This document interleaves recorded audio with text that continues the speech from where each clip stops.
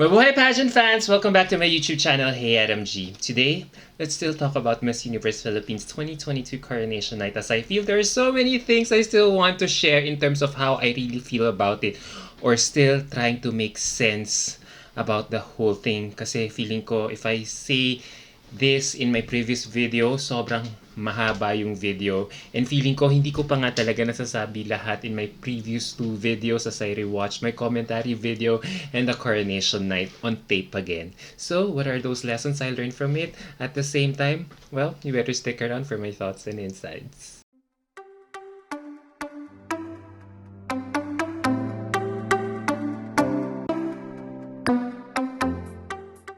So the first lesson that I learned from watching the finals last weekend is that interview portions do not necessarily favor the best speakers, but it's still the overall showmanship. Because, guys, there's no doubt that the Miss Universe Philippines finals last weekend was one for the books. But the only one thing that confused me initially was how the top 5 was determined. I had initially thought that the ones who spoke with so much depth and substance would automatically make it. Hence, I was quite certain that Julia Sobier or even Chantal Schmidt, whom I consider the best in the top 10 round, would make it. But then, it didn't turn out that way. So as I make more sense about it, I realize casual interviews in top 10 is not really about being the best speaker or interviewee, but depends on the overall performance of the night. And what's interesting is that doon sa top 10 girls, wala sa kanilang ni isang nagbuckle. So, that being said, the next best thing I figure was for the judges to look for the overall showmanship of each girl, apart from how these girls could confidently string their thoughts cohesively on stage without necessarily giving the most impactful answer. And as I rewatch and carefully think about it, I realized the way the top 10 casual interview was judged is very similar to how the Miss Universe 2018 and 2019 opening statement rounds were judged. I remember, diba, Miss Great Britain 2018, who had a great 30-second speech about her knee injury sidelining her dreams, did not make it to top 10. And Miss India and Miss Ireland not making it to top 10 a year after, despite having great speeches as well, while Miss France, si Maeva Cook ba yun, who talk about having a twin in a fun and casual way, made it to top 10 instead. And so, another thing is a clear proof of this is when I also reviewed the finals night of Miss Universe Philippines during its inaugural edition. Because guys, if you will rewatch it, specifically on the part wherein it finally called the top 5 from the brutal top 16 cut, the host Casey Montero announced that the basis for the top 5 selection then was the cumulative scores of the girls from their top 16 speeches, swimsuit, and evening gown performances. Diba? So, if I apply this to what happened in Miss Universe Philippines last weekend, it just makes sense now. And especially with the same set of judges for both prelims and finals, it really makes sense that coming into the finals, these set of judges have already had major favorites in their minds as to who they would like to win. And it just so happened that their heavy favorites were really consistent and performed to the best of their abilities. As a result of, which leads to my number 2 lesson. Actually, this is not a lesson, but an observation. That whoever wins the Best in Swimsuit award will eventually win the title, while the Best in Evening Gown awardee will end up as a runner-up. Ganun din bang napansin nyo? Because, di ba, aminin nyo, there was no denying that the moment Celeste Cortesi got a judge as Best in Swimsuit at the early stage of the finals last weekend, she already confirmed her favoritism in the pageant and kind of sealed her destiny in winning the title, just as long as she performed consistently all throughout the night, which she actually did, di ba? Now, let's go to Michelle. Michelle, on the other hand, winning Best in Evening Gown, also gave us a hint that she was the second favorite to win the title. And this scenario just continues the tradition how the winners of this pageant have been determined. Remember, Rabia won Best in Swimsuit and Bella Ismael won in Best in Evening Gown during the inaugural edition 2 years ago, right? Tapos, di ba, nakita naman natin, Rabia won the title and Bella eventually ended up as her first runner-up.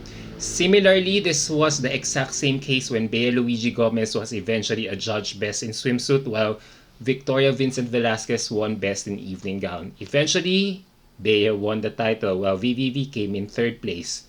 And now, as we saw from last weekend's results, the tradition continues. So I now get it.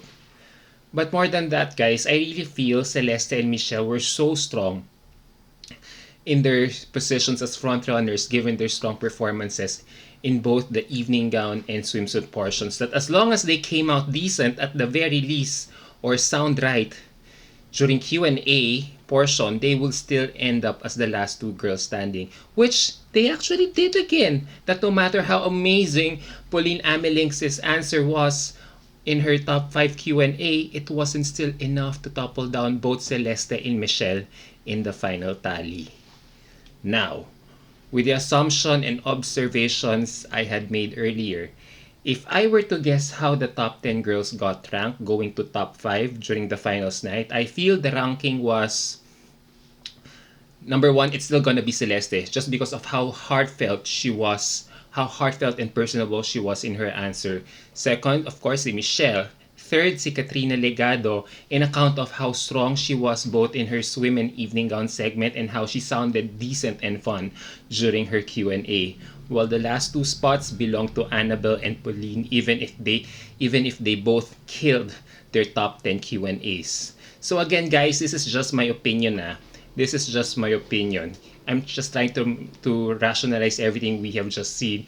And as they answered the top 5 Q&A, the ranking would have still been the same, except that this time, Pauline's ranking would go up now, given her superior answer out of the 5. And so that makes sense. She makes it to top 3. So what can I conclude from this second lesson that I am sharing with you guys right now? Yup, that whoever wins Best in Swimsuit and Best in Long Gown are really considered judges' favorites, and it's so hard to beat them unless either one fumbles their Q&A, which in this case, we haven't seen any deviation because all the girls the organization picked to win these special awards were very consistent all throughout the night for the past 3 years. So for those women planning to join Miss Universe Philippines in the near future, aim for this Best in Swimsuit special award because that kinda tells everything. Hence, which leads me to my third lesson. Don't reserve your best look for the finals. Yup, I repeat, do not reserve your best look for the finals. Why do I say this? Yup, talaga guys, it's true. Because the way I see it, the Best in Swimsuit and Evening Gown Special Awards is always being determined during the preliminary competition. And this is where I feel the judges would pick out their favorites going to top 16 all the way to top 5 in the finals. Kung paniniwalaan nyo lang naman yung argument number 1 and number 2 ko kanina. Why do I say this again? A perfect example of this is Vanessa Caro, na ang feeling ko, ang flawless nung evening gown round during the finals night, where I feel she could have also won the Best in Evening Gown Special Award had she worn her red gown instead of her yellow one during the prelims. So girls, having that being said, think about it, especially if you want to win. Why not reserve your best look for the prelims instead? May sense ba ako? And now we go to my final lesson, my fourth and final lesson, which is crowning Celeste Cortesi is also a strategic choice for MUP or on the part of MUP.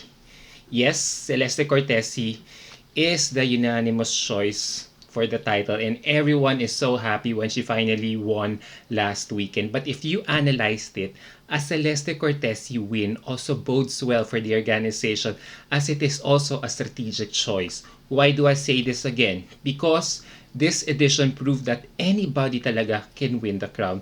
I say this because MUP, di ba? Let's face it, MUP has been cast with so many doubts and negativity by its bashers and critics alike that it has always been partial to a certain camp. as it is where both Celeste's predecessors came from. Now, in Celeste's case, this is the first time that her camp, the camp official, finally won the title given how it has been fielding strong and quality contestants for the past 3 years, thereby making me feel that third time's a charm talaga for them, as the saying goes, diba? So congratulations to the camp for finally winning their first MUP title. And Celeste's win just proves that anybody can win the crown talaga despite pageant camp affiliations. And if you will think about it, even the first runner-up, Michelle D, does not belong from any camp as she is an independent candidate here. So if you will really analyze it, it's really a game changer or a complete deviation from what we are so used to seeing in the past. And the results of the recently concluded Miss Universe Philippines finals just proves that beauty competitions like MUP are really subjective by nature, and the judging panel has a mind of its own. And the results do not depend on a girl's camp affiliation, but more so on her ability to perform on stage.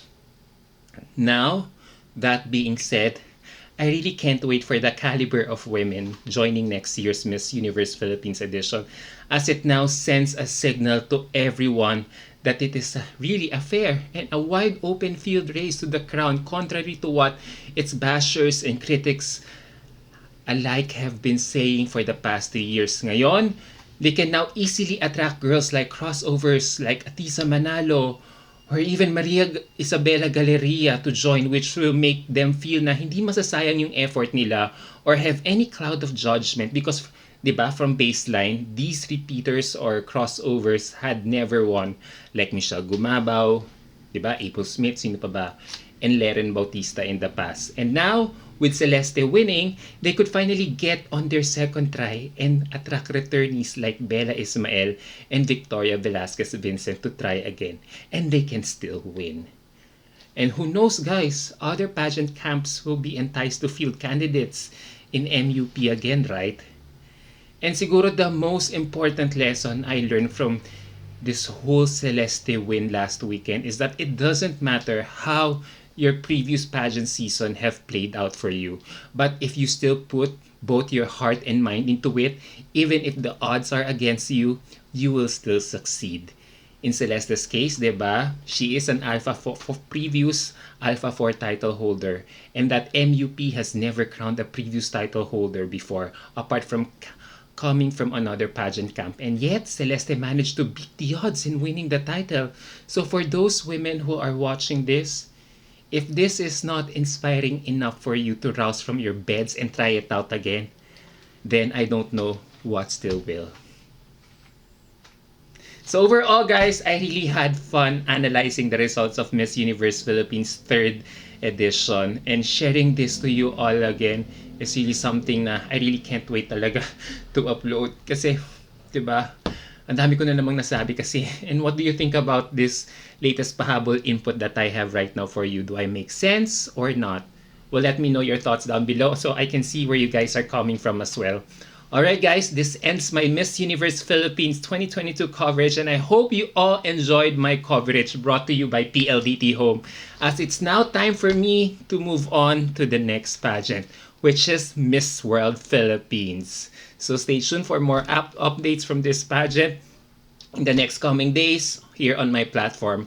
Alright guys, until my next video, bye!